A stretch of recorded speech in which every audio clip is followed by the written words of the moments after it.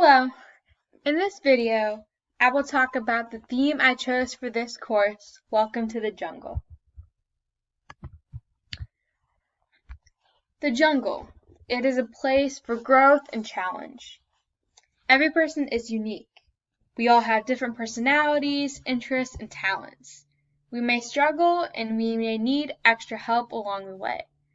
It is important to help one another out, just as this mother monkey is doing for its child.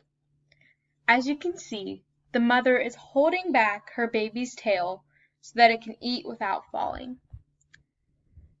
As educators, we should be able to show our students that we can do the same for them and acknowledge that these qualities and differences make them unique. And that's okay. So a way that as educators we can bring the jungle to the classroom could be through books. Books are a great way to show students what these animals look like while improving reading skills and reading comprehension. Students are very interested in animals because they're fun, they're cute, and they just bring so much excitement to the classroom. And of course, movies and videos are the joy of every child.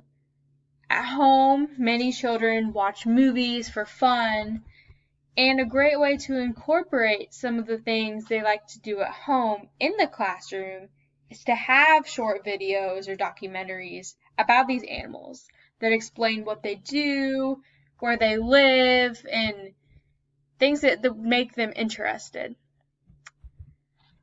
Additionally, the jungle could provide great writing prompts. For example, we could watch a movie about monkeys and then have students write about the differences and similarities between their lives and monkeys' lives.